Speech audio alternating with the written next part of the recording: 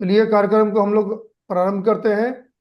सर्वप्रथम जितने भी प्रतिभागी हमारे बीच मौजूद हैं, मैं सभी का स्वागत करता हूं। मैं बिहार पशु विज्ञान विश्वविद्यालय के द्वारा ये जो कार्यक्रम हो रही है ई किसान समाधान, इसमें मैं अपने जो भी विशेषज्ञ हैं, डॉक्टर धर्मेंद्र कुमार हैं, हमारे director extension doctor Nirmal Singh Dahiya sir हैं, मैं सबों का स्वागत करता हूं एवं हार्दिक अभिनंदन करता हूं। जैसा आप सभी जानते हैं कि हमारा ई किसान समाधान व्हाट्सएप ग्रुप है बिहार पशु विज्ञान विश्वविद्यालय का। इस व्हाट्सएप ग्रुप में 650 से ज़्यादा किसान जुड़े हुए हैं और हमारे विशेषज्ञ डॉक्टर पल्लव शेखर भी जुड़ गए हैं। आज के विशेषज्ञ जो हैं, सर स्वागत है सर। नमस्कार। हाँ, नमस्कार नमस्कार सर। सर, स्वागत है सर आपका। अ, दहिया तो सर को, निर्मल हाँ सर, सर दहिया हाँ सर को भी मेरा नमस्कार।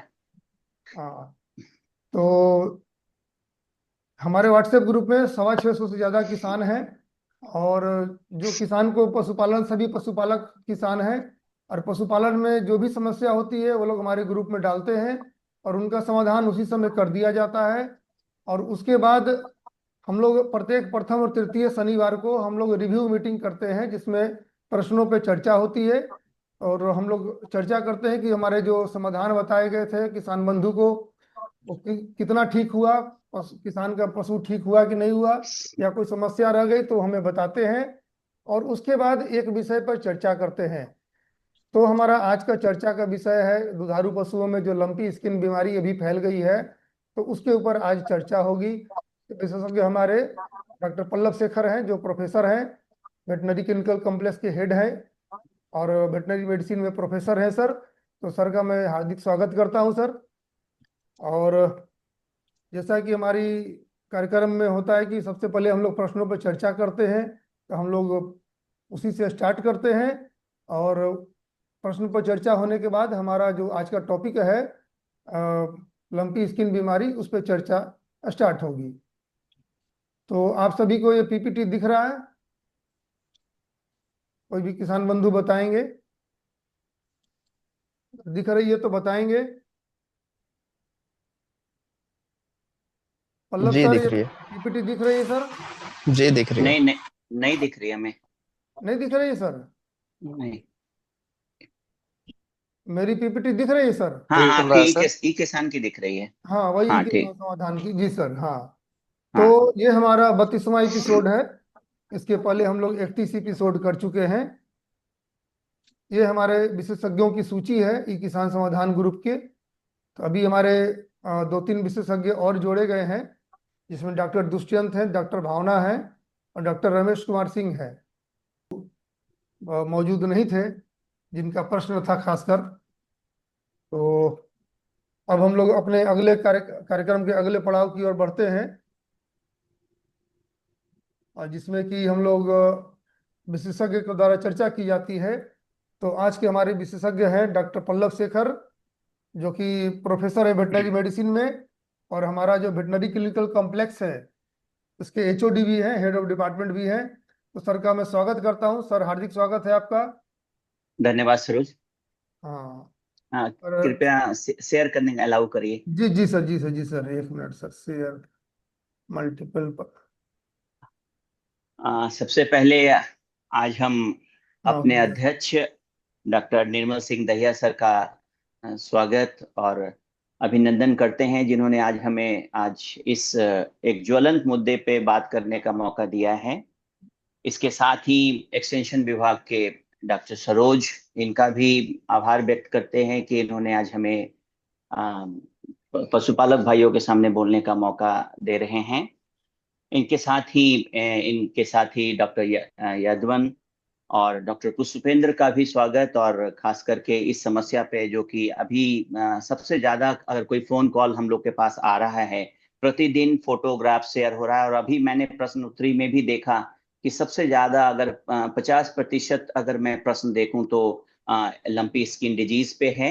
इस पे एक छोटा सा चर्चा हम करना चाहेंगे जागरूकता अभियान के तहत, और इसमें क्या करना चाहिए। अगर इसे रोकने में तो बहुत मुश्किल आती है, लेकिन फिर भी अगर हम इसका सही समय पे अगर इसको ज्ञात हो जाए कि पशुपालक भाइयों को, तो इसकी व्यापकता को कम की जा सकती है इसका इसका जो वायरुलेंस इफेक्ट है जिसको हम कहते हैं, आजकल देखा जा रहा है। इसके पहले जो आउटब्रेक हुआ था 2000 के पास, ये अपने राज्य में इसका एंट्री हुआ था, तो उससे इसके प्रकोप को कम किया जा सकता है। तो हम चाहेंगे कि इसी विषय पे हम बात करें।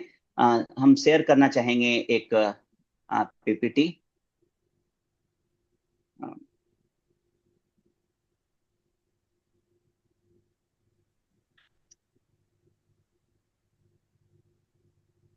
सरोज दिख रहा है? जी सर दिख रहा है सर। इसको धन्यवाद। हाँ इसको फुल, हाँ, मैं, हाँ, मोड में, हाँ। हाँ हाँ। सो पशुपालक भाइयों, आपका बहुत बहुत स्वागत। और मैं अपना परिचय यहाँ पे लिखा है, लेकिन एक बार फिर दूं, मैं डॉक्टर पल्लव शेखर, मैं प्रोफेसर वेटनरी मेडिसिन हूँ, और वर्तमान में जो पशु चिकित्सा का जो अस्पताल है बिहार वेटनरी कॉलेज का, मैं उसका संचालन कर रहा हूँ। और इससे मेरा दायित्व बनता है कि आपको एक सही मार्गदर्शन मिले, एक सही दिशा मिले। और हम देख रहे हैं जो जिस बीमारी से, जिसको हम त्वचा, गांठदार त्वचा रोग जो और एलएसडी बोलते हैं, इस पे जो हम चर्चा करेंगे, ये एक बहुत ही व्यापक रूप ले चुका है। और इसके पहले जो बीमारियां होती थी, जैसे कि खुरहा रोग के बारे में आप जानते हैं, एफएमडी जिसको हम आप लोग जानते हैं, उसके बाद ये अपने देश का ही नहीं, पूरे विश्व का सबसे तेजी से फैलने वाला एक वायरल विषाणु जनित रोग हमारे देश में, हमारे राज्य में प्रवेश कर चुका है, जिसको हम कह सकते हैं कि एक नया बीमारी है। इसको हम इमर्जिंग डिजीज के रूप में जानते हैं। तो अब हम चलते हैं इस बीमारी पे, एक एक करके बिंदुओं पे बात करेंगे। जैसा कि सर आप लोग खुद वीडियो देखे हैं, हमारे पास भी वीडियो आते रहते हैं, और इसकी व्यापकता कम से बहुत ज्यादातर है। ये निर्भर करता है कि पशुपालक भाई जो अपने जानवर को रखे हुए हैं, उसमें कैसा खान पान है, स्वच्छता कैसी है उनकी, उनके बाड़े में स्वच्छता कैसी है। तो ये कुछ फोटो जो कि हम हर चर्चे पे बात करेंगे कि किस तरह से दिख सकता है, आप सब देख रहे हैं। अभी बहुत सारा मैंने देखा कि कभी पैर की सूजन की बात हो रही है, शरीर पे गांठ देखना बहुत आसान है, सारे लोग अब लगभग इसको पहचान चुके हैं। तो ये देखिए, शरीर पे गांठ बनता हुआ नजर आ रहा है, और साथ में पैर का सूजन।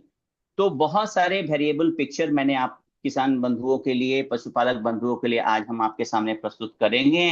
पिछला पैर देखिए, एक किसान बंधु खुला हुआ है, आप देख सकेंगे। आ, ये एक एक पशुपालक भाई, देखिए आप, एक उनका आवाज भी सुन पा रहे हैं, इसलिए मैंने आपको शेयर किया है ये। आगे हम चलते हैं, इस तरह का ये फिर एक दूसरा आप देखिए इस तरह से। तो ये एक लंपी स्किन डिजीज है। इसके इसके इसका परिचय आप लोग सब कोई जान चुके हैं, पूरा राज्य इससे अभी ग्रसित है, बहुत तेजी से फैल रहा है ये बीमारी।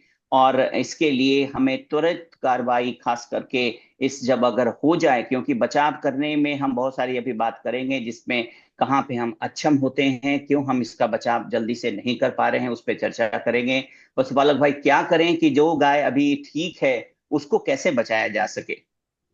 ये देख रहे हैं, ये गांठ, ये पिक्चर आपको मैंने दिखाया है। आप आपके इस प्रश्नोत्तरी में जितने भी पशुपालक भाई होंगे, वो आप देख सकेंगे। और गौर करने की बात है, मैं जब चर्चा करूंगा इस विषय पे, तो दूसरे जानवरों पर भी चर्चा करेंगे कि ये किस पशु में, ये स्पीसीज स्पेसिफिक इसको अंग्रेजी में बोलते हैं, कि ये सारे जानवरों में नहीं होता है।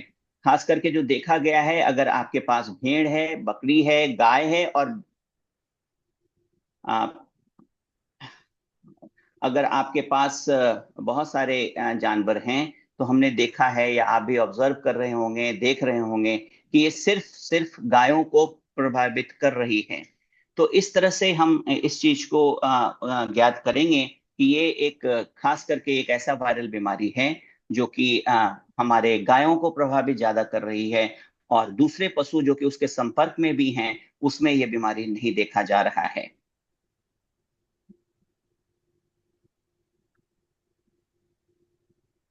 अब आप पशुपालक भाई देखिए, यहाँ पे मैंने लंपी स्किन डिजीज के बारे में एक छोटा सा इंट्रोडक्शन रखा है। ये मवेशियों में फैलने वाला एक विषाणु जनित रोग है, मतलब वायरस वायरस से होने वाला एक बीमारी है, जो कि मच्छरों से, मक्खियों से, और जो आठ पैर वाला जो अठगोड़वा जिसको बोलते हैं, या अंग्रेजी में टिक्स बोलते हैं, या चिरचिरी बोलते हैं, जिससे कि दूसरी बीमारी भी होती है, उससे ये एक गाय से दूसरे गाय, दूसरे से तीसरे, और बहुत तीव्र गति से ये फैलता नजर आ रहा है।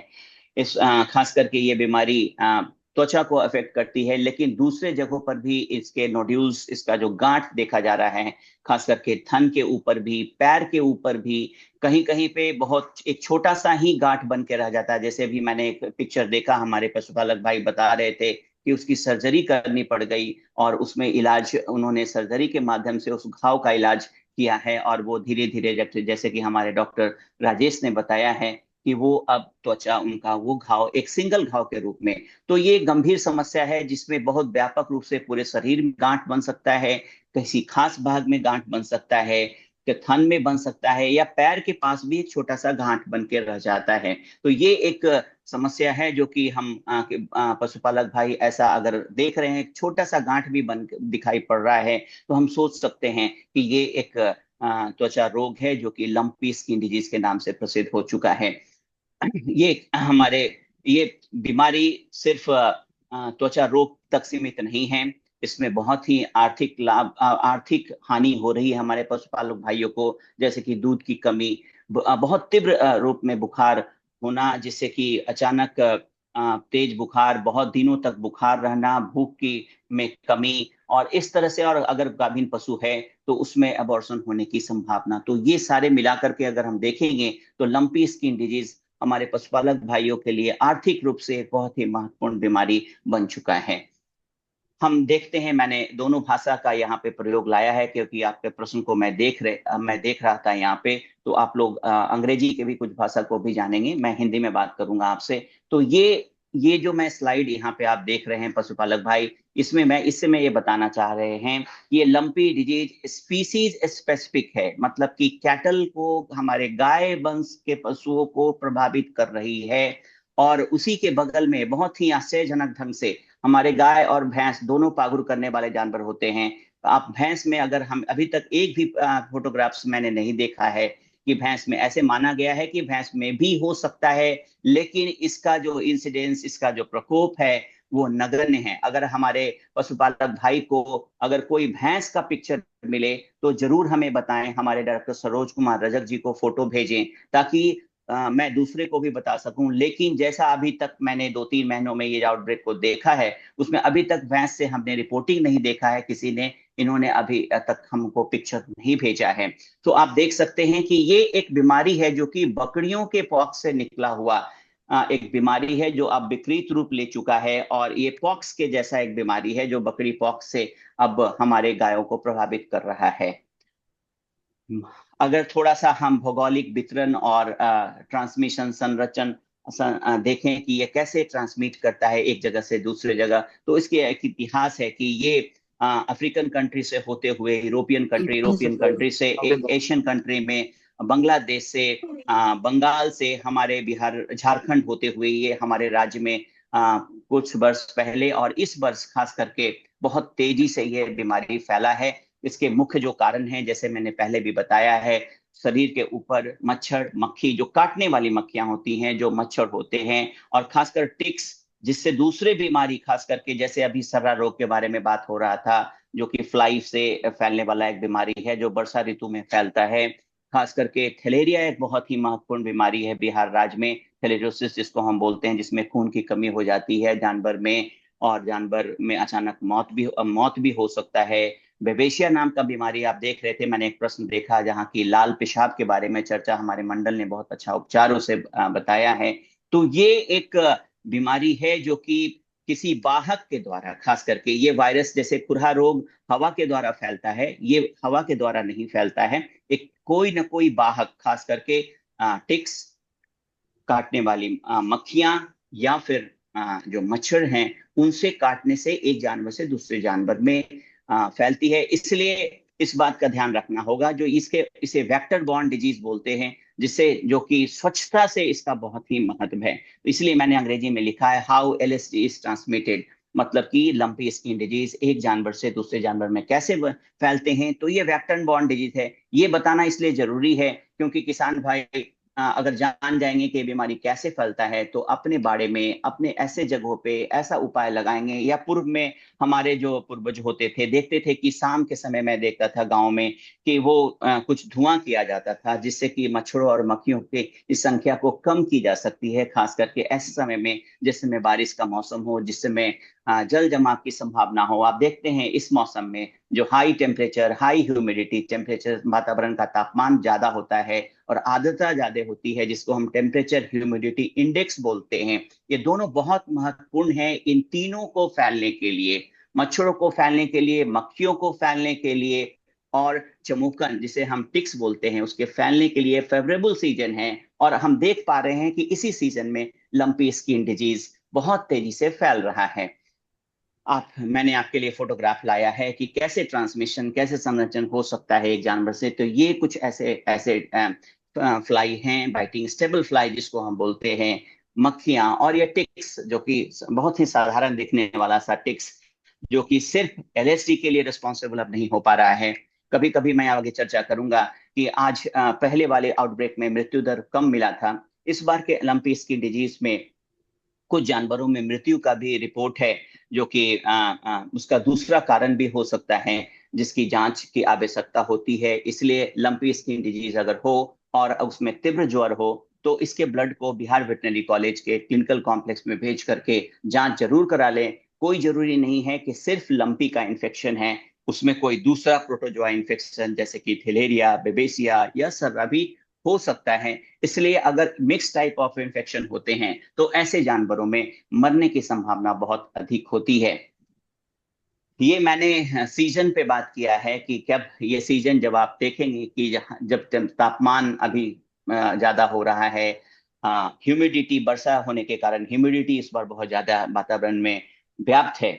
और अभी हम ट्रांसमिशन पे बात कर रहे थे कि फैलने की जो प्रक्रिया है, खास करके इस सीजन में, जबकि हम पशुओं की खरीद फरोख्त जहाँ पे बिक्री होती है, जहाँ पे पशुओं का मेला लगता है, उस जगहों से अगर आप, जहां पे आप देखते हैं कि 100 से 50 जानवर एक जगह सुबह सुबह किसी खास समय पे, किसी खास दिन पे मेला लगता है, उस जगह से ट्रांसमिशन एक जगह से दूसरे गांव बहुत दूर तक ट्रांसमिशन जा सकता है। या अगर एक इन्फेक्टेड कैटल वहां से आपने परचेज किया है जो लंपी स्किन डिजीज है, हो सकता है उस दिन उसमें लक्षण प्रतीत नहीं हुआ हो, लेकिन वो इंक्यूबेशन, समझ सकते हैं इंक्यूबेशन कहने का मतलब, उसमें बीमारी है, लेकिन अभी उसको लगभग 10 से 14 दिन लगता है बीमारी को प्रतीत होने में, वो लक्षण दिखाने में। फिर भी वो उसके ब्लड में वो वायरस है और आपके गांव में वो जाता है, आप खरीद करके मेला से लाते हैं, तो वो ये आउटब्रेक होने की संभावना हो जाती है। तो ये दूर तक फैलाने की एक विधि है, जिसमें खास करके जब हम गाय को ले जाते हैं एक गांव से, एक शहर से दूसरे शहर, एक देश से दूसरे देश को, तो ये कैसे बीमारी दूसरे देशों से हमारे यहाँ आया है, ये बताता है कि ट्रेड, खास करके जब जानवरों को हम लॉन्ग डिस्टेंस ट्रैवल कराते हैं, ले जाते हैं, तो वो अगर इन्फेक्टेड है, अगर उस बीमारी से ग्रसित है किसान भाई, तो ये जान जाइए कि वो हो सकता है एक राज्य से दूसरे राज्य में फैला दे। तो ये लॉन्ग डिस्टेंस ट्रांसमिशन है। बाकी नजदीक में हम एक अभी फोटोग्राफ के जरिए आपको हम बताएंगे कि कैसे दूर तक ये बीमारी फैल रहा है, और कैसे नजदीक से एक गांव में, एक बाड़े में, एक गाय से दूसरे गाय में ये बीमारी फैल रही है। ये बहुत ही महत्वपूर्ण बात है कि इस समय खास करके जब लंपी स्किन डिजीज का आउटब्रेक है, खास करके जब कोई नए जानवर का खरीद करना थोड़े देर के लिए हमें रोकना चाहिए, जिससे कि हम नई बीमारी को फैलने में कम कर सकते हैं, इसको इसके आउटब्रेक को कम कर सकते हैं। ये फोटोग्राफ्स आपको दिखाएगा कि देखिए एक इन्फेक्टेड जानवर है यहाँ पे, ये दूर तक एक स्वस्थ जानवर को फैलाएगा, एक स्वस्थ जानवर से बहुत सारे जानवर इन्फेक्टेड हो सकते हैं। ये वातावरण, क्लाइमेट के बारे में मैंने चर्चा की है कि जो इस बार आप क्लाइमेट चेंज देख रहे हैं, जो बारिश देख रहे हैं, जो बाढ़ आप देख पा रहे हैं अपने देश में, अपने राज्य में, जिससे कि जल जमाव की स्थिति है, जिसमें कि वेक्टर बॉर्न डिजीज बढ़ने की संभावना है। आप देख रहे हैं, मैंने तीन आपको फोटोग्राफ्स दिखाया था, अटगोरबा जिसको हम चमोकन या टिक्स बोलते हैं, fly, biting fly, stable fly जिसके बारे में बात किए थे, और ये मॉस्किटो एक जानवर पे बैठेगा इन्फेक्टेड से, उसमें ट्रांसमिट कर देगा। तो ये एक छोटे से जगह पे अगर कोई जानवर में फैल रहा है तो इसके द्वारा फैल रहा है। अगर हम ट्रेड कर रहे हैं, अगर हम गाय को खरीद करके दूसरे राज्यों, एक राज्य से दूसरे राज्य में ले जा रहे हैं, तो ये दूर तक फैलाने में शॉर्ट रूट और लॉन्ग रूट ट्रांसमिशन संरचन कर रहा है। मतलब कि एक जगह से दूसरे दूर तक भी इस बीमारी की फैलने की संभावना है, और इसीलिए बीमारी बहुत तेजी से दूसरी जगह को फैल रहा है। जैसे कि मैंने बताया, बहुत ही lump skin wise quite stable, मतलब बहुत देर तक रह सकता है। और उसके लीजन, उसका जो घाव है, उसका जो गांठ है, वो लगभग 35 दिन तक इन्फेक्टेड रह सकते हैं। तो आप सोच सकते हैं कि जितना जल्दी आप उसको क्योर करेंगे, ये दूसरे बीमारी को, दूसरे जब जितना जल्दी वो घाव ठीक होगा, उतना जल्दी हम ट्रांसमिशन में इसको रोक सकेंगे। वायरस को देखा गया है कि आंसू में भी निकला है, नेजल से, जो आंख से आंसू गिरते हैं उसमें भी, नेजल सिक्रेशन में भी देखा है, मिल्क में भी 11 दिन तक आते हैं। तो ये सारे जानकारियां हैं कि ये वायरस सिर्फ टिक्स के काटने से नहीं, सिर्फ मच्छरों के काटने से नहीं, इन सारे चीजों में जो कि शरीर का जो स्राव है, खास करके सिक्रीशन है, उसमें भी वायरस का शेडिंग हो सकता है जिससे कि फैलना है। लेकिन फिर भी देखा गया है कि डायरेक्ट कांटेक्ट इसके फैलने में मददगार नहीं हो रहा है। बहुत सारे लक्षण आपने अभी देखा है, प्रश्न उत्तरी में भी आप रहे हैं। लेकिन जो इसके मुख्य लक्षण हैं, जो गांठ सबसे महत्वपूर्ण है, इसके साथ साथ शरीर का तापमान बहुत ज्यादा है। किसी किसी में तो शरीर का तापमान नहीं भी ज्यादा बढ़ा मिलता है, लेकिन खास करके मेरी ये खुद की ये डायग्नोसिस है कि अगर वो बीमारी सिर्फ लंपी है तो हो सकता है बुखार रहेगा, बुखार की अगर दवा देंगे तो बुखार उतर जा सकता है। लेकिन बहुत सारे ऐसे पशुओं में बुखार का दवा काम ही नहीं कर रहा है, तो उसमें उस गाय को सिर्फ लंपी ही नहीं, उसमें दूसरी बीमारी होने की भी संभावना है। ऐसे जानवरों में आप खास करके ब्लड का टेस्ट कराइए, जिससे कि पता चल सके कि लंपी के साथ साथ इसको कोई ब्लड प्रोटोजोआ जिसको हम बोलते हैं, जैसे कि बेबेशिया थैलेरिया के बारे में बात किए हैं, उसमें अगर साथ साथ में मिक्स इन्फेक्शन तो नहीं है। ऐसे गायों में शरीर का तापमान बहुत दिनों तक लगातार लंबा बनना चला जाता है, और इसके लिए जांच की बहुत बहुत जरूरी है। सारे लिम्फ नोड्स जो बॉडी में होते हैं, खास करके जब जानवर को देखेंगे तो उसके लिम्फ नोड्स में सूजन आ जाते हैं, त्वचा पे गांठ, गर्दन पे, योनि पे, बहुत सारे जगहों पे गांठ, आंसू का निकलना, अत्यधिक अत्यधिक लार का, जिसके बारे में अभी आप डॉक्टर मंडल बात कर रहे थे, जिसमें कि हीट स्ट्रेस एक बहुत ही इंपॉर्टेंट महत्वपूर्ण बीमारी है। और ये हीट स्ट्रेस न केवल लंपी को फैलाने में मदद कर सकता है, गर्मी का असर अगर जानवर पे ज्यादा हो रहा है तो ये अगर उसके इम्यून सिस्टम को भी, उसके प्रतिरोधक क्षमता को भी कम करता है, जिससे कि बीमारी फैलने की संभावना बहुत बढ़ जाती है। सो घाव को मुरझाने, और खासकर कभी कभी ऐसे घाव, अभी मैंने एक प्रश्न देखा था कि घाव लंपी तो ठीक हो रहा है, लेकिन कुछ घाव हैं जो कि ठीक नहीं हो रहे हैं, वो अल्सर में कन्वर्ट, जो घाव ठीक नहीं होता है जिसको हम बोलते हैं कि वो अल्सर में कन्वर्ट हो गया है, वो हमारे इस प्रश्न उत्तरी में आप प्रश्न दे करके हमसे सीधा संवाद कर करके, उस पर बात कर करके हमसे उसका इलाज पूछ सकते हैं। हमारी एक मेडिसिन की टीम है, हमारे यहाँ सर्जन की टीम है, और इवन हमारे पास गायनोकोलॉजिस्ट हैं जो कि इसके समाधान डॉक्टर सरोज रजक के माध्यम से हम कर सकते हैं। इसके बाद बहुत सारे गंभीर अवस्था हो सकती है, बांझपन की अवस्था हो सकती है, गर्भपात देखा गया है, और अभी तो 15 से 20% तक मृत्यु दर भी देखा गया है इस बीमारी से। तो इस पे सावधान रहने की आवश्यकता है, क्योंकि अगर मोर्टेलिटी होती है तो ये सीधा सीधा हानि है। एक 70 से 75 हजार की गाय का लॉस होना किसान भाइयों के लिए बहुत ही दुखदाई विषय है, जिसपे कि हम लोग इस पे बचाव पे भी हम चर्चा करने वाले हैं। व्यक्तिगत अवलोकन है, क्योंकि मैं खुद एक चिकित्सक हूं, और मैं मेडिसिन के शिक्षक के रूप में और यहाँ पे क्लिनिशियंस के रूप में काम करता हूँ। मैंने, मेरा जो ऑब्जर्वेशन है, जिसको पहले नहीं बताया, कि गाय की तुलना में भैंस में नगण्य लगभग एलएसडी का प्रकोप देखा गया है। बहुत ही मार्क करने वाली बात है कि आप अब देख सकते हैं कि पशुपालन के क्षेत्र में अगर गाय और भैंस में तुलना की जाए तो ये एक रेजिस्टेंस मिला है। डॉक्टर सरोज से भी हम बात करेंगे, ये एक शोध का भी विषय हो सकता है, खास करके कि एक ही जगह पे एक किसान के पास अगर कुछ भैंस है और गाय हैं, तो अगर गायों में लंपी स्किन देखा गया है तो भैंसों में नहीं देखा गया है। खासकर उसी के साथ अगर बकरी भी है तो उसमें भी इसका प्रकोप नहीं देखा जा रहा है, जबकि यह रोग बकरी पॉक्स से ही निकला है। तो ये एक बहुत ही तुलनात्मक अध्ययन है जिसपे हम गौर करेंगे तो हम अपने डेयरी इंडस्ट्री को बहुत अच्छा लाभ दे सकते हैं। और अगर हम गायों में भी देखें, अगर हम उसमें तुलनात्मक अध्ययन करें, तो जो यंग कैटल है, जो काफ है, जो हीफर है, जो बछिया है, बछड़ा है, उसमें ये प्रकोप उसमें गाय की तुलना में बहुत ज्यादा है। मतलब हम समझ सकते हैं कि जिसका इम्यून सिस्टम किसी भी कारण से अगर पूर्ण रूप से नहीं डेवलप किया है, या किसी भी कारण से उसकी इम्यूनिटी नहीं डेवलप की है, उसमें लंपी स्किन डिजीज का प्रकोप बहुत ही व्यापक है। बहुत तेज बुखार का रहना, किसी कभी कभी किसान भाई बताते हैं कि लंपी तो हो चुका है लेकिन बुखार नहीं उतर रहा है, बहुत सारी दवाइयों का प्रयोग हो चुका है। मैं बार बार सलाह यही इस माध्यम से देना चाहते हैं कि ऐसे गाय में विलंब ना करें। आप तुरंत उनसे ब्लड अपने निकटतम पशु चिकित्सक के सलाह से लेकर के बिहार वेटनरी कॉलेज को भेज दें, या कहीं भी अगर लेबोरेटरी बिहार सरकार के ऐसे डॉक्टर हैं जहां पे लेबोरेटरी हैं जिसमें कि ब्लड प्रोटोजोअल डिजीज का जांच होना इसीलिए जरूरी है क्योंकि इस बीमारी का वाहक और प्रोटोजोअल बीमारी का वाहक एक आइसोलेट टिक्स है, हार्ट टिक्स जिसको हम बोलते हैं, चमोकन है, दोनों का कॉमन वाहक है। तो हो सकता है उसके साथ उस गाय में मिक्स इन्फेक्शन रहा है। मृत्यु दर लगभग 15 से 20% तक देखा जा रहा है इस बार। और इसका कारण ये भी हो सकता है कि कहीं ये मिली जुली इन्फेक्शन तो नहीं है, जिसको हम मिक्स इन्फेक्शन बोलते हैं, जिसमें वायरस के साथ साथ प्रोटोजोआ का इन्फेक्शन अगर होगा तो वैसे पशुओं को बचाना थोड़ा सा मुश्किल है, जब तक कि हम पूर्ण रूप से उसके निदान न कर लें, उसकी डायग्नोसिस न कर लें। आप देख रहे हैं सिर्फ लंपी स्किन डिजीज, कोई जरूरी नहीं है कि पूरे शरीर में गांठ हो। बहुत सारे ऐसे पिक्चर हमारे पास आए हैं जो कि अनयूजुअल जगह पे, ऐसे जगह पे जहाँ पे मुंह में फफोला होना आप देख रहे हैं यहाँ पे, जिसमें खुरहा रोग से हम इसे कंफ्यूज कर सकते हैं, फेमडी से कंफ्यूज कर सकते हैं। साधारण सा पैर के पास ही एक छोटा सा एक निकल के रह जाता है, इसको भी हम लंपी स्किन डिजीज के श्रेणी में डालते हैं।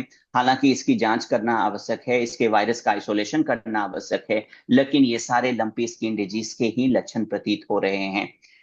इसका निदान बहुत महत्वपूर्ण है। हालांकि आप इसके लक्षण, इसके गांठ, सूजे हुए पैर, लिम्फ नोड के सूजन से हम इसे पहचान लेते हैं। फिर भी प्रयोगशाला में, खास करके बिहार वेटनरी कॉलेज में इसकी प्रयोगशाला है, उसमें आप पीसीआर डायग्नोसिस के लिए इसके सैंपल्स को भेज सकते हैं, इसके ब्लड को भेज सकते हैं, इसके जो नोड्यूल्स है उससे लीजन्स को उसे एस्पिरेट करके, उससे निडल से निकाल करके अगर निकटतम पशु चिकित्सक के सलाह से भेजा जाए तो इसमें और भी इससे बचाव के उपाय निकालने की संभावना है।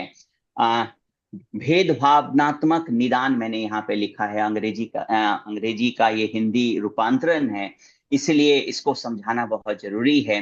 कभी कभी डिफरेंशियल डायग्नोसिस करना, मतलब कि सीधे सीधे हम लोग लक्षण देखते हैं और बता देते हैं कि ये लंपी स्किन डिजीज है क्योंकि ऐसा दिखाई पड़ रहा है। लेकिन जैसा कि मैंने बताया कि बहुत सारे ऐसे और भी बीमारियां हैं जिसमें नोड्यूल शरीर में बनते हैं, इसका डिफरेंशियल डायग्नोसिस कराना बहुत जरूरी है, जिसमें कि बहुत सारे नाम यहाँ पे हमने लिखा है। उसका जांच, जिसमें त्वचा रोग हो सकता है, अभी मैं यहाँ पे देख रहा था बहुत सारे त्वचा रोग के पिक्चर्स हमारे पास आए, जिसमें हमारे चिकित्सकों ने बहुत अच्छा सलाह लिखा है।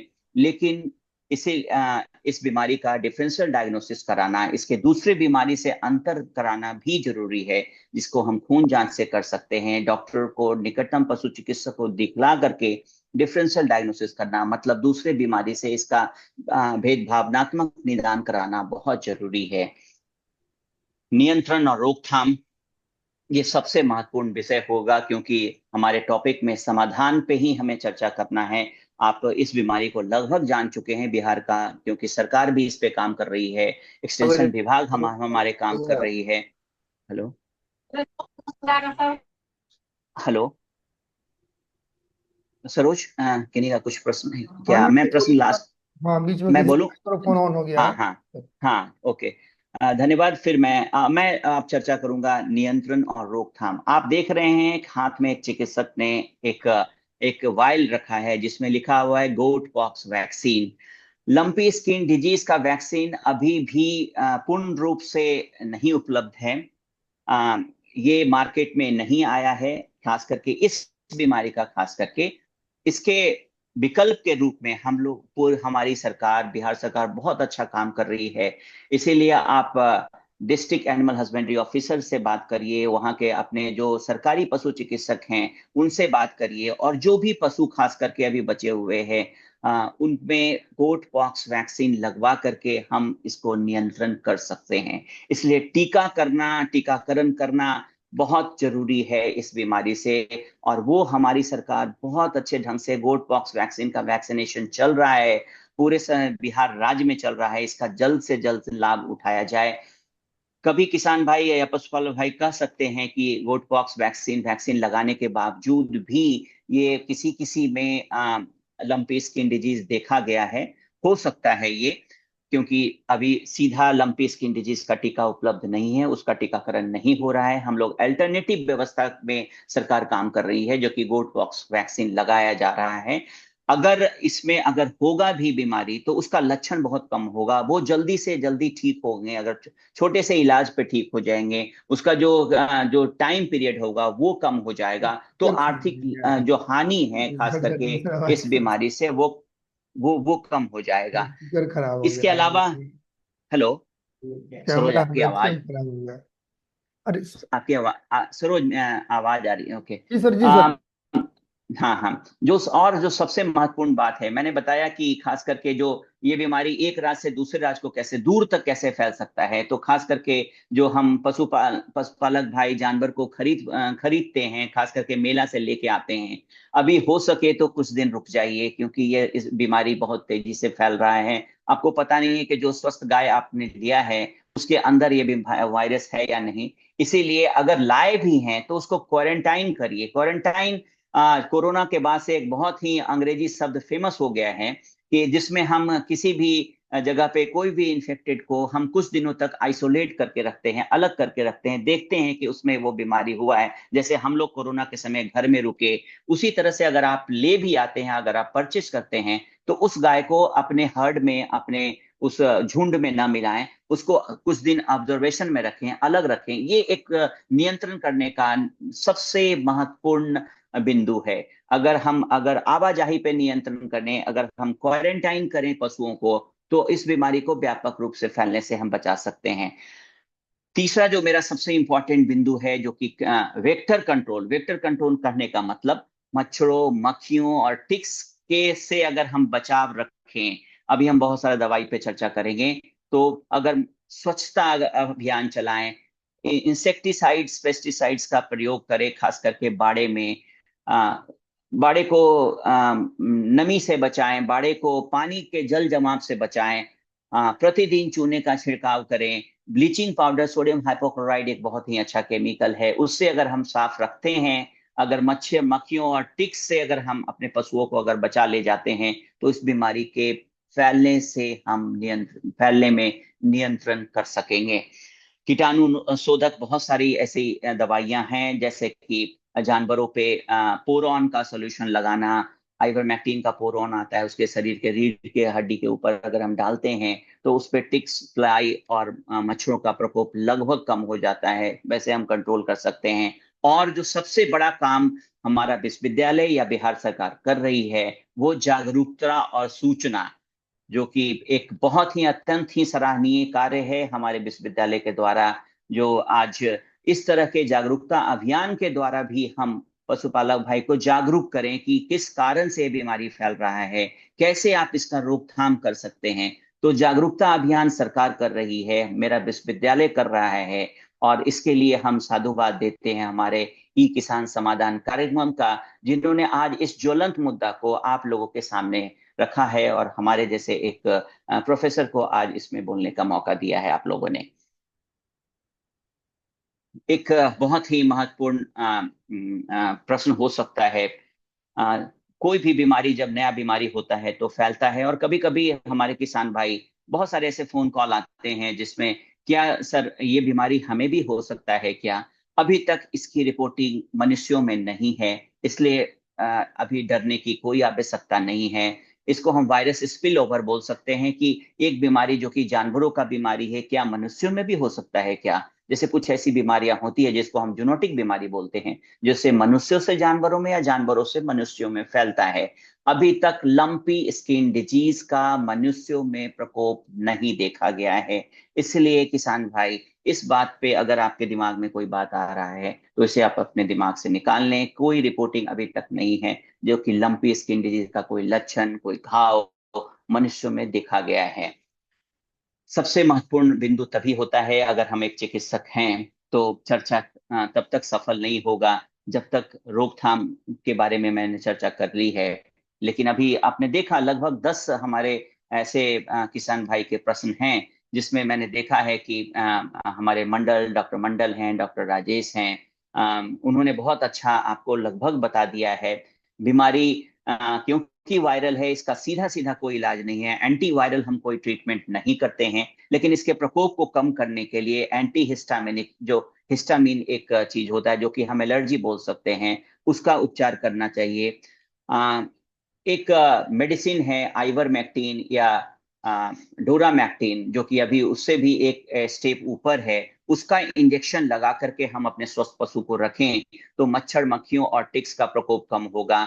ऐसे स्वस्थ जानवरों को हम लोग प्रोफाइलेक्टिक, जिसको हम बोल सकते हैं कि बीमारी होने से पहले ही आइवरमेक्टिन, या बीमारी होने के बाद भी हम आइवरमेक्टिन का इंजेक्शन लें, डोरामैक्टिन का इंजेक्शन लें। और सर को नमस्कार। सर, हमारे डायरेक्टर एक्सटेंशन सर को नमस्कार। सर, धन्यवाद आपको, आपने एक ज्वलंत मुद्दा हमें दिया है और इस पे मैं विस्तृत रूप से चर्चा कर रहा हूँ।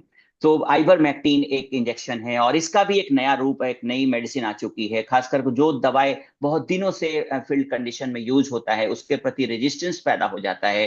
तो मैं सरोज को बोलूंगा कि आप आइवरमेक्टिन के साथ साथ डोरामैक्टिन का इंजेक्शन है। और सबसे महत्वपूर्ण बात, हमारे किसान भाई तब डरते हैं जब उनकी गाय गाभिन होती है। उस अवस्था में पशु चिकित्सक से सलाह लें। लेकिन जानकारी के लिए मैं बताऊं कि आइवरमेक्टिन या डोरामैक्टिन प्रेगनेंसी सेफ दवा है, तो इसके लगाएं। इसका अगर इंजेक्शन प्रोफाइलेक्टिक रूप में लगा दिया जाए तो पशुओं में इस रोग को फैलने से, मच्छर मक्खियों के प्रकोप को, टिक्स के प्रकोप को, चमोकन के प्रकोप को कम किया जा सकता है। आ, बीमारी हो जाने पर आप जानते ही हैं कि शरीर में सूजन आ जाता है, पैर में सूजन आ जाता है, गांठ बन जाते हैं। तो ज्वर नाशक, बुखार बहुत ज्यादा होता है तो ज्वर नाशक, जिसे हम एंटीपायरेटिक बोलते हैं हिंदी में, या सूजन रोधी मतलब एंटी इंफ्लामेटरी, जिससे कि सूजन को कम किया जाए, वैसे दवाओं का प्रयोग करें। जिससे कि खास करके, और दवा का प्रयोग तभी करें जब अपने पशु चिकित्सक के सलाह पे ही करें। किसान भाई से अनुरोध है, पशुपालकों से अनुरोध है कि बिना चिकित्सीय सलाह के इन दवाओं का प्रयोग नहीं करें। बहुत सारे एंटीबायोटिक कारगर होते हैं इसमें, लेकिन इंड्रोफ्लोक्सासिन, मैंने मेरा जो खुद खास का अनुभव है, जिसमें कि इंड्रोफ्लोक्सासिन ग्रुप्स का लॉन्ग एक्टिंग अगर हम इंजेक्शन लगा दें तो सेकेंडरी बैक्टीरियल इन्फेक्शन, खास करके है तो ये वायरस की बीमारी, लेकिन इसको हमको जल्दी ठीक करने के लिए हम लोग एंटीबायोटिक का प्रयोग करते हैं, जो कि सेकेंडरी बैक्टीरियल इन्फेक्शन से बचाते हैं, घाव में इन्फेक्शन होने से बचाते हैं, उसके सूजन को कम करने में, उसमें पस, जैसे अभी मैं यहाँ देख रहा था कि घाव में पस का कन्वर्जन हो रहा है, वो पस में बन रहा है, पुरुलेंट हो रहा है, उसमें हम एंटीबायोटिक का प्रयोग करेंगे तो हम एंटीबायोटिक से हम बैक्टीरिया को भी कंट्रोल कर पाएंगे। ऐसे घाव जो कि फट जाते हैं उसकी ड्रेसिंग करना बहुत ही आवश्यक है, नहीं तो वो व्यापक रूप ले लेगा। बहुत सारे ड्रेसिंग के विधि हैं, जैसे हमारे मंडल साहब ने बताया है। बीटाडीन से ड्रेसिंग किया जा सकता है, पोटासियम पर मैग्नेट लगाया जा सकता है उसके शरीर के ऊपर। और खास करके क्योंकि ये पूरे शरीर में इतनी बड़ी गाय है, उसमें अगर हम कॉमर्शियल चले जाएं तो हमें लगता है कि 5 से 10 हजार रुपया तो उसमें ऑइंटमेंट या क्रीम लगाने में ही लग जाएगा। तो मैं आपको बहुत जल्द ही देसी पद्धति पर भी चर्चा करूंगा, जिससे कि आप कम से कम पैसे में, कम खर्च में आप इसके शरीर पे लगाने वाला खुद का एक मलहम बना सकते हैं। सारे घरों में घी, मक्खन, नारियल का तेल होता है, किसान भाई उसे लें, हल्दी का पाउडर लें, उसका लेप लगाएं। अगर बहुत जरूरी है तो एंटीबायोटिक एक ऑक्सी टेट्रासाइक्लिन पाउडर है। अभी मैंने देखा कि डॉक्टर राजेश ने बहुत अच्छा बताया कि एक किसान भाई ने उसका बहुत अच्छा बताया भी है कि उससे बहुत अच्छा ठीक हो रहा है। कि एमिकासिन, जेंटामाइसिन, मैंने देखा कि उसके घाव में वो डाल रहे हैं, सिरिंज से नहीं, निडल हटा करके डाल रहे हैं। ये बहुत अच्छा विधि है। अगर एक छोटा एक घाव है खास एक जगह पे तो उससे ऐसी ड्रेसिंग की जा सकती है। लेकिन अगर पूरे शरीर पे गांठ है और घाव है तो आप आप खुद का देसी इलाज शुरू करिए। नीम के पत्ते को उबालिए, उसको उबाल करके उसके पत्ते से उसके पानी से उसको धोइए। ऑक्सीटेट्रासाइक्लिन का पाउडर लीजिए, नारियल का तेल लीजिए और उसमें हल्दी डालिए और उसका लेप उसके शरीर पे लगा दें। ऐसा करेंगे तो आप एंटीसेप्टिक खुद का बनाएंगे और बहुत कम पैसे में आप इसके घाव का इलाज कर ले जाएंगे, जिसको हम एक वैकल्पिक चिकित्सा के रूप में भी जान सकते हैं, अल्टरनेटिव मेडिसिन के रूप में भी जा सकते हैं। मैंने आज कुछ किसानों से भी बात की है, जिसका उनका फीडबैक भी लिया है कि आप उनकी कुछ सफलता को भी मैं यहाँ पे आपको दर्शाऊंगा। मैं अल्टरनेटिव मेडिसिन का ज्ञाता नहीं हूँ, लेकिन फिर भी उनसे जो मैंने सीखा है मैं आपके सामने प्रस्तुत करेंगे, जिससे कि आप शरीर के प्रतिरोधक क्षमता को भी बढ़ा देंगे। एक किसान भाई ने अपनी सफलता बताई कि ऐसे गाय जो कि एनोरेक्टिक हो गई, मतलब कि खाना नहीं खाती है लंपी के बाद, तो वैसे गायों में उनके आप खास करके आप अभी छठ का पर्व आ रहा है तो देखते हैं कच्चा हल्दी। सरोज जी आप इस पे ध्यान दीजिएगा। हम लोग ने अल्टरनेटिव मेडिसिन पे काम करना शुरू कर दिया है। मेरा जो विश्वविद्यालय है, अभी हम लोग ने 2 कोर्सेज शुरू किए हैं। होम्योपैथी का कोर्स शुरू किया है और आयुर्वेदा में भी हम लोग एंट्री कर रहे हैं। तो इस तरह के पद को नोट कर लिया जाए कि किसान भाई ने सफलता बताया है कि जो कच्चा हल्दी है उसको 50 ग्राम प्रति गाय को अगर हम खिलाते हैं तो इससे उसकी प्रतिरोधक क्षमता पे असर हो रहा है और घाव भरने में, खास करके भूख को लौटाने में ये मदद कर रहा है। तो ये एक वैकल्पिक चिकित्सा अल्टरनेटिव मेडिसिन का एक रूप है जिसका मैंने ये लिया है यहाँ पे। और भी बहुत सारे होम्योपैथी मेडिसिन है जो कि पॉक्स पे काम करते हैं। मैं उसका डोजिंग और ये उनके चिकित्सक पे छोड़ता हूँ, या हमारे यहाँ डॉक्टर अनिल कुमार हैं, associate professor department of veterinary medicine में, आप उनसे संपर्क करके इसके बारे में, इसके डोजिंग के बारे में जान सकते हैं। मैंने रिव्यू एक लिया है, मतलब किसान भाई क्या कर रहे हैं जिससे उनका अल्टरनेटिव से भी कुछ बीमारी के जो प्रकोप को कम किया जा सकता है, जल्दी से ठीक किया जा सकता है। कुछ मेडिसिन का मैंने यहाँ पे नाम लिया है। वेरोलिनियम है, सेक्रोफिला नोड्यूसा है, एंटीम टार्ट है, और खास करके ऐसे गायों को भी देखा गया है जिसमें डायरिया भी मिल रहा है। हम अभी मैंने पोस्टमार्टम रीजन तो नहीं देखा है, लेकिन एक संभावना ये भी है कि कहीं अंदर भी तो कोई नोड्यूल्स का प्रकोप तो नहीं है, या मिक्स प्रोटोजोअल इन्फेक्शन तो नहीं है। तो ब्लडी डायरिया भी देखा गया है, वहां पे मर्क्सॉल मेडिसिन बहुत अच्छा काम कर रहा है। इसके अलावा एनडीडीबी ने अल्टरनेटिव पारंपरिक पद्धति चिकित्सा का एक बहुत ही अच्छा यहाँ पे उदाहरण दिया है। एक लास्ट में मैंने यहाँ पे लगाया हूँ। इसमें बहुत सारे ऐसे फॉर्मूला है, पान के पत्ते हैं, नीम का पत्ता है, उन सारे का डिकॉक्शन बना करके शरीर के ऊपर लगाना है। खिलान कुछ जो ऐसे हर्ब्स हैं जो करके जो लोकली अवेलेबल हैं उसको खिला करके आप ये पीपीटी डॉक्टर सरोज शेयर कर देंगे। ये लास्ट जो बिंदु है वो एनडीडीबी का एक सलाह है, मैं उसको अपने पीपीटी पे लिया हूँ। तो ऐसे अल्टरनेटिव मेडिसिन करके हम इस बीमारी के प्रकोप को कम कर सकते हैं, जानवरों को जल्दी स्वस्थ कर सकते हैं, और खास करके उनको एबॉर्शन और दूध उत्पादन में जो कमी है उससे बचाव कर सकते हैं। इसी के साथ मैं फिर से इस कार्यक्रम में अपने आप को आप ये छोटे से ज्वलंत मुद्दे पे बात करने के लिए अपने डायरेक्टर एक्सटेंशन डॉक्टर सरोज और उनके तमाम टीम को धन्यवाद देता हूँ। Thank you sir. Thank you sir, thank you very much. Thank you. हाँ थैंक यू सरोज। हाँ। सर, रियली बहुत बढ़िया प्रेजेंटेशन था सर। आपने शुरू से बताया कि भाई ये बीमारी है क्या, क्यों होती है, बीमारी का हिस्ट्री भी बताया, और सबसे बढ़िया बात इसका लक्षण और उपचार भी बताया। काफी इंफॉर्मेटिव था ये। मुझे लगता है कि हमारे जो भी किसान बंधु देख रहे हैं उनको भी काफी अच्छा लगा होगा। लेकिन उसके बावजूद मैं चाहूंगा कि अगर किन्हीं को कुछ पूछना है, जो भी हमारे किसान बंधु जुड़े हुए हैं, अगर वो जानना चाहते हैं लंपी के बारे में, और जो सर अभी बताए हैं उसमें अगर कुछ जानने की इच्छा होगी, पूछने की इच्छा होगी, कुछ समझ में नहीं आया होगा तो पूछ सकते हैं। हाँ सर, मेरा एक प्रश्न है। हाँ हाँ, पूछिए।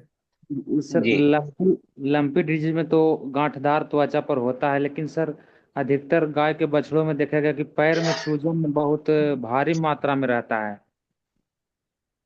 हाँ, वो मैंने पहले, हाँ जी, हाँ जरूर जरूर, बहुत अच्छा प्रश्न है। और इस पे में ही मैंने पहले ही बताया कि अगर हम तुलनात्मक अध्ययन करें कि किसमें ज्यादा ये बीमारी प्रकोप में आ रहा है, तो हम देख रहे हैं कि गाय की तुलना में जो उनके जो यंग एनिमल हैं, हीफर हैं, उसमें पैर में सूजन ज्यादा देखा गया है। खास करके ये डिपेंड करता है कि वो जो टिक्स है, जो वेक्टर्स है, वो कहाँ पे उसको काट रहे हैं। और खास करके पैरों में, कोरोनेट ज्वाइंट में, उस जगह पे सूजन सबसे ज्यादा मिलती है। इसके कारण के बारे में आप एग्जैक्ट तो नहीं कर सकते, लेकिन खास करके जिस जगहों पे इस बीमारी के जो वेक्टर है उसके काटने का प्रकोप ज्यादा होगा, वहां पे इन्फ्लामेशन है। ऐसे जगहों पे पैर खास करके क्यों प्रभावित होता है, तो जानवर जिस जगह पे अब जैसे चल रहे हैं, तो वहां पे उस जगह पे उसको उसको ज्यादा इंजुरी होने की संभावना होती है, इसलिए सूजन उसी जगह पे मिलता है। अभी कुछ जगह पे देखे थे, इडिमेटस स्वेलिंग इसको हम बोलते हैं। खासकर इस बीमारी में जब जानवर बहुत दिनों तक भूखा रह जाता है तो उसके अंदर प्रोटीन की कमी और कुछ मिनरल्स की कमी हो जाती है। जब ऐसे कमी होती है तो खास करके बॉडी का डिपेंडेंट पार्ट कहने का मतलब जो शरीर का अंग नीचे की ओर होता है, वहीं पे स्वेलिंग ज्यादा होता है। और बछड़ों में इसलिए ज्यादा देखा जा रहा है कि उनकी प्रतिरोधक क्षमता गाय की तुलना में कम है। जी। बहुत अच्छा प्रश्न था और आपका। किन्हीं को कुछ पूछना है? और किन्हीं को कुछ पूछना है? सर मेडिसिन के प्रोफेसर हैं, अगर कुछ और भी समस्या है तो पूछ भी सकते हैं। आप दूसरी हाँ समस्या पे भी बात कर हाँ सकते हाँ हैं। हाँ। ये एलएसडी के अलावा भी कुछ पूछ सकते हैं अगर पूछना है तो। काफी अच्छा मौका है। बहुत हमारा सौभाग्य है कि सर जो है कार्यक्रम में हमारे भाग लिए as a resource person expert. और हमारे जो भी किसान बंधु हैं उनके लिए भी काफी अच्छा मौका है। कोई भी प्रश्न अगर भी है आपके मन में पूछना चाहते हैं तो आप पूछ सकते हैं बीमारी से संबंधित। हेलो। हाँ पूछिए। जी नमस्ते सर। हाँ हाँ गोलू जी, नमस्ते। हाँ पूछिए। हाँ जी गोलू जी हैं। हाँ हाँ, जी मैंने जी। आप किधर से हैं आप? नौबतपुर से मैं हैं गोलू जी? सीतामढ़ी से है सर। सीतामढ़ी से, अच्छा चलिए, मैं उधर से भी। हाँ बस गोलू जी बताइए अपना प्रश्न। जी सर, सर मैं आपको गाय भी दिखला दिखला देता हाँ हूँ। दिखलाइए दिखलाइए। सर ये बछिया है मेरी। जी जी, इसका उम्र बताएंगे, उम्र कितनी है? उम्र सर ये 22 महीने की है सर। अभी ये बचिया ही हैं? जी सर, 2 महीने की हाँ, प्रेग्नेंट भी है। अच्छा 2 महीने के प्रेग्नेंट है। आप देख रहे हैं सरोज जी, मैंने एक स्लाइड में मैंने एक शेयर किया था जी सर, जी जिसमें सर। डिफरेंशियल, जिसमें मैंने बताया कि यंग एनिमल्स खास करके जिसने अभी गाय नहीं बनी है, उसमें इस बीमारी का प्रकोप ज्यादा देखा जा रहा है। हाँ ये यंग रियली एनिमल में में एक, ज्यादा है। हाँ यंग एनिमल्स में शोध का विषय है। हाँ बताएं गोलू जी प्रश्न जी अपना, मैंने देख लिया फोटो। हाँ सर, ये एलोपैथी दवा का सर जी। जब इस्तेमाल किए सर, 2 दिन जब दिखा तो ही मैंने आइवरमेक्टिन का यूज किया। बहुत अच्छा। हाँ तो सर उस पे तो थोड़ा कंट्रोल हुआ, लेकिन फिर जी। 2 दिन के बाद से जो सर फिर बढ़ने लगा। हम्म। तो फिर सर मैं होम्योपैथी पे जो है डिपेंड हो गया सर, होम्योपैथी पे हाँ ट्रांसफर अपने आप कर लिया। बहुत बहुत अच्छा कहा आप। मैं पहले इसका जस्टिफिकेशन दे दूं। जी आपने आइवरमेक्टिन का यूज किया। मैंने जी अपने स्लाइड में एक लाइन बताया था कि ये इस बीमारी का इंक्यूबेशन पीरियड होता है। आप जिस जी समय गांठ देख रहे हैं, भले ही एक गांठ देखे, दो गांठ देखे, उस समय बीमारी इसके अंदर इंटर नहीं करता है। ये लगभग 15 से 20 दिन पहले इसके अंदर वो बीमारी गया होगा। आपने आइवरमेक्टिन का इंजेक्शन तब लगाया है तो उसने कुछ कंट्रोल किया। आइवरमेक्टिन बीमारी को ठीक करने की दवा नहीं है। ये उसके ऊपर जो वेक्टर हैं, जो कि मैंने बताया, मच्छर, मक्खी और टिक्स, उसके काटने के प्रकोप को कम करने का दवा है, जिससे कि हट जाते हैं, मच्छर मक्खी नहीं लगते हैं, उसका दवा है। इसलिए मैंने प्रोफाइलेक्टिक, मतलब कि ऐसे स्वस्थ, हम जानते नहीं हैं कि किस गाय के अंदर ये बीमारी वायरस पनप रहा है, तो ऐसे अवस्था में गांठ तब भी बनेगा। और लेकिन हो सकता है कि उसकी व्यापकता कम हो जाएगी। आप अच्छा किए हैं कि आप अल्टरनेटिव मेडिसिन के रूप में भी चले गए हैं, तो हम देख जी पाएंगे कि आप गांठ इसमें कम है, नहीं तो पूरे शरीर में ऊपर की ओर पूरा भरा हुआ मिलता। तो आपने ये जी लगभग सही कार्य किया है। अगर बहुत जरूरी नहीं है तो आपने एंटीबायोटिक का शायद प्रयोग नहीं किया होगा। प्रेगनेंसी सेफ एंटीबायोटिक का उपयोग करना चाहिए। खास करके मैंने इंड्रोफ्लोक्सासिन ग्रुप में बताया है, उसका जो मेरा खुद का एक्सपीरियंस है कि वो दवा अच्छा काम कर रहा है। सर, इसके साथ एक और समस्या हो गई है कि सर बताइए। 2 महीने प्रेग्नेंट हो गई है, लेकिन सर ये थोड़ा ज्यादा ही थन करके और उसके थन से जो दूध अपने आप आने लगा है सर। मैं तो बंद कर देता हूँ, क्या दिक्कत है मेरे को? देखिए ये तो सही में मेरा हाँ, हम खत्म इसके होने वाला है विशेषज्ञ तो नहीं है, मैं लेकिन बोलूंगा मैं। ये बीमारी का प्रकोप कहिए या फिर तो हार्मोनल विष्णु इम्बैलेंस, क्या ठीक है? हार्मोनल थोड़ा फोन बंद कर लें दूसरे भाई। अ, तो वो देखा हेलो। है। हल सरोज, हाँ हाँ म्यूट हाँ कर सर, कर दीजिए। रहा हूँ सर। हाँ हाँ। जो आदमी पूछ रहे हैं खाली उन्हीं का अनम्यूट रहेगा, बाकी लोग म्यूटेड रहिए। हाँ हाँ। ये बहुत ही यूनिक किया है आपने प्रश्न, क्योंकि दूध का आना, खास करके जो पहली बार माँ बनने वाली हैं उसके पहले ही दूध का आना, ऐसे खास करके गायों में ऐसी देखी जाती है कि बच्चा देने से पहले ही थन से दूध गिर रहा हो। तो ये दो बात का द्योतक है। पहला तो इसमें बीमारी से इसकी प्रतिरोधक क्षमता कम हुई है, जिसकी इसकी इम्यूनिटी कम हुई है या गाय कमजोर हुई है।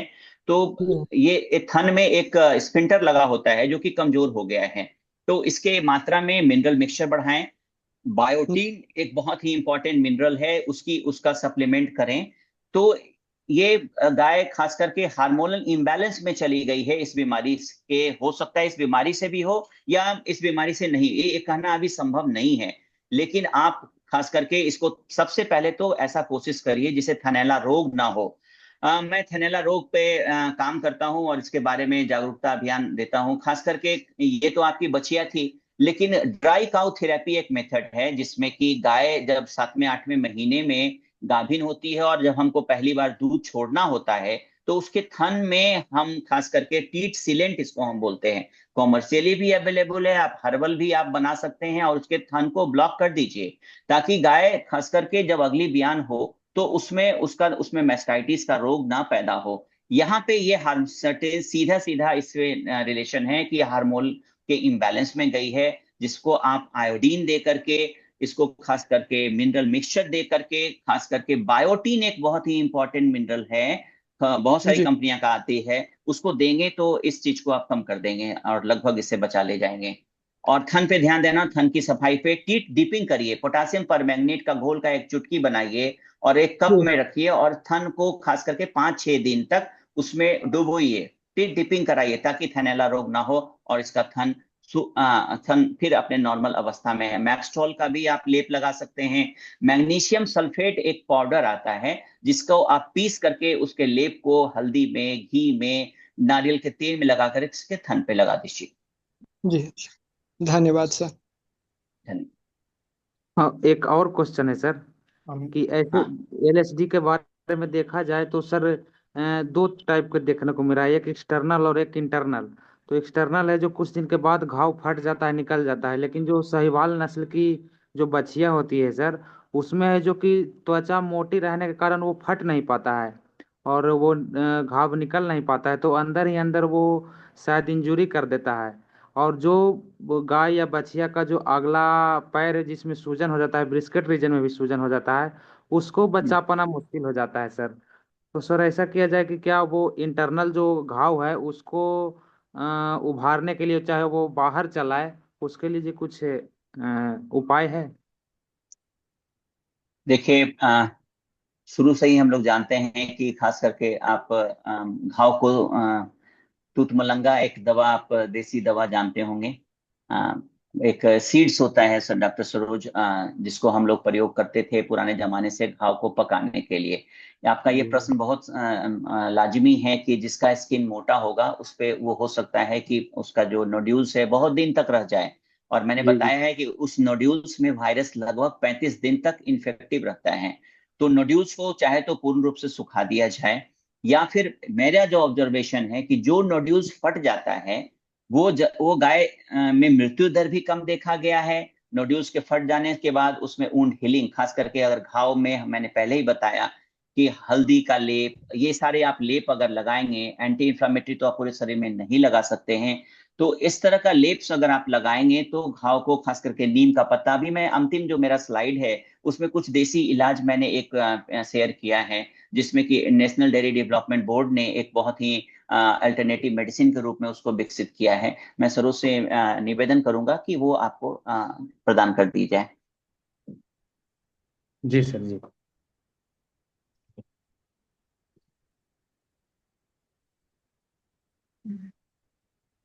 डॉक्टर सरोज, हाँ, जिन्हीं की और पूछना नहीं अंकुल। ना है। सुधीर सिंह जी हाथ उठाए हुए थे। हाँ, सुधीर जी का मैं देख रहा था। हाँ हाँ, सुधीर जी का हैंड राइज था। कुछ पूछना है सुधीर जी आपको? नहीं तो हम सर को धन्यवाद दें। चलिए शायद, हाँ, सुधीर सुधीर जी अनम्यूट कीजिए अपने आप को। सुधीर कुमार सिंह जी, अनम्यूट कर लीजिए, अनम्यूट कर, आपका वीडियो दिख रहा है। हाँ, लेकिन आप म्यूटेड है, अनम्यूट कर लीजिए, माइक्रोफोन ऑन कर लीजिए।